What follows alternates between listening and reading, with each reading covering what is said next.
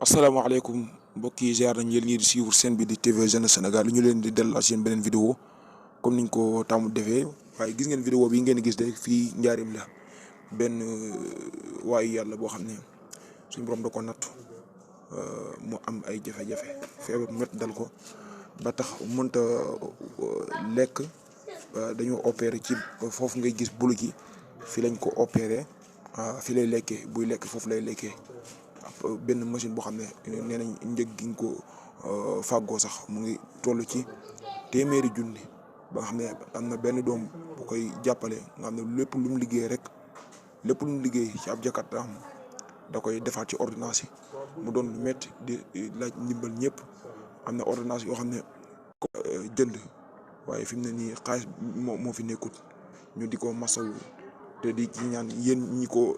gis te jàpp ne kii ab Sénégal ne yéen waaw doon ay waay yàlla waaw nekk ci dëkk boo xam ne ñu ngi koy wax dëkk Serigne Touba di Njaaréem ñu ngi leen di ñaan ngeen gestu ko te vidéo bi ngeen partagé ko ba autorité yëpp jot ci ñu bëgg a defal yàlla ñëpp jot ci ndaxte lii képp kum daloon da nga bëgg ñu dimbal la képp kum nekkoon sa place da nga bëgg ñu jàppal la waaw ñu leen ñaan gën ko partagé mu ngi xewee fii ci Njaaréem léegi képp ku ko bëgg a jàppale rek affiche numéro boobu ngeen di gis noonu mën ngeen ci dugal li ngeen ciy jàppale sëñ Ibrahima Soug moom kii koy taxaw moom ngeen di gis nii ñu gën koo xam ci sëñ Bisri mu nekk ci Njaaréem ñu ngi ciy sàkku ndimbal ci ñëpp rek ñu bàyyi leen ngeen seetaan vidéo bi. salaamaaleykum wa rahmatullahi mbokki jullit yi mbokki adduna bi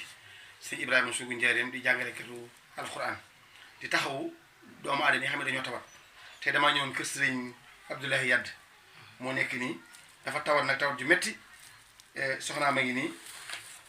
indi woon ordonnance yi nag toll na ci fanweeri junni ak lu teg ngir ñu mën ko opéré. mën koo ñaw. mën koo ñaw. te Touba lañ koy ñaw rek mën koo ñaw ca Touba lañ ko war a yóbbu ca hôpital ba soxnaa ma ngi nii nag. may sàkku ndimbal ngir yàlla ak alxuraanu karim képp ku mën a dimbali sox sëñ bi ndax xam naa ne sax ordonnance yi fanweeri junni la waaye lu ci waay man rek nga def ko ci boo defee ñu mën koo taxaw mu wér nga xam mi ngi nii tawat jaa ngi nii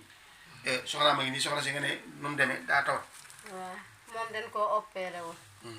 léegi biñ ko opéré ñu war koo ñaw. màggat ba tey lañ ko opéré woon. ñu bindal ñu kayit bi ñu war koo ñaw. biñ koy ñaw nag Touba leen ko war a ñawee ji waaye rajo bi foog ñu def ko. waaw rajo bi moo seer. waaw léegi comme ni ngeen ko dégg rek rajo baa ngi nii sëñ bi daal képp ku mën a dimbali ndax mënut a wax mi ngi nii kàddu gi bu waxee kenn du ko dégg kon nag ku ñu war a dimbali la lii nag bu ma sañoon Marème Faye Sall mi xamante ne nii moo fi nekk ak Macky Sall mu dimbali ko jël ko en charge